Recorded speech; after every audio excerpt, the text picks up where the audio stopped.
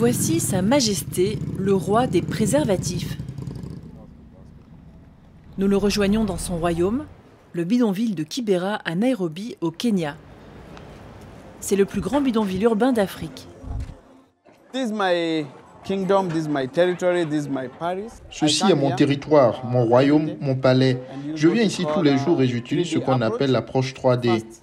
La première phase est d'engager la communauté, d'avoir une relation avec elle, d'établir la confiance.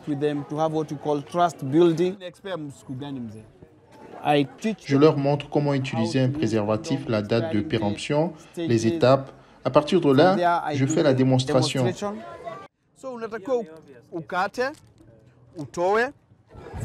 Chacun choisit les préservatifs selon ses besoins.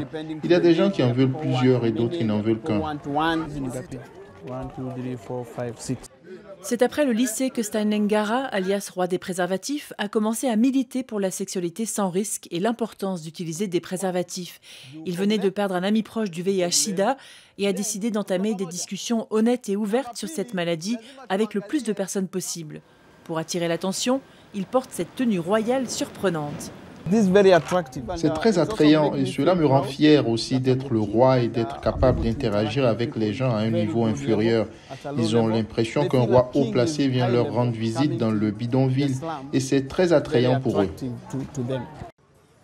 Ces 2 dernières décennies, les infections au VIH ont diminué de moitié au Kenya. Des organisations comme LVCT Health, qui fournit le roi des préservatifs en préservatifs, ont contribué à ces efforts. Mais 5,6% de la population est toujours porteuse du virus. Et récemment, une nouvelle tendance inquiétante est apparue. Nous avons remarqué que parmi les nouvelles infections, il y a un nombre croissant chez les jeunes en général.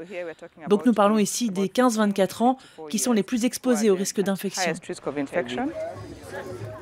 Les infections sont particulièrement en hausse chez les jeunes des quartiers pauvres comme Kibera.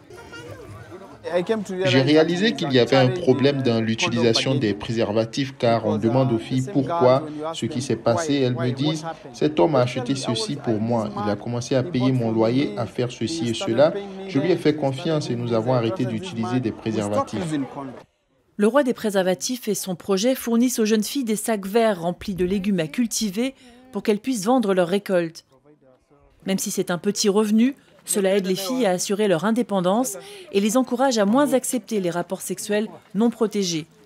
Latifa Matiya, 18 ans, fait partie du projet. Elle gagne une partie de sa vie avec un sac de culture. Je n'ai plus besoin de dépendre de ces hommes qui veulent entraîner les filles dans des activités sexuelles pour avoir de l'argent et acheter des protections ou de la nourriture. On a la confiance et le courage de dire non. Je peux subvenir à mes besoins. Le roi des préservatifs poursuit sa mission quotidienne pour protéger son royaume de Kibera. Je ne peux pas dire pourquoi le VIH est un problème africain. Plus de 70% des gens qui vivent avec le virus sont ici en Afrique. Le pouvoir de cette simple chose qu'est le préservatif d'empêcher les infections au VIH, je crois en lui et j'ai l'impression d'atteindre cette personne qui a besoin de moi. Quelqu'un qui aurait pu contracter le virus aujourd'hui, mais qui va peut-être le repousser à jamais.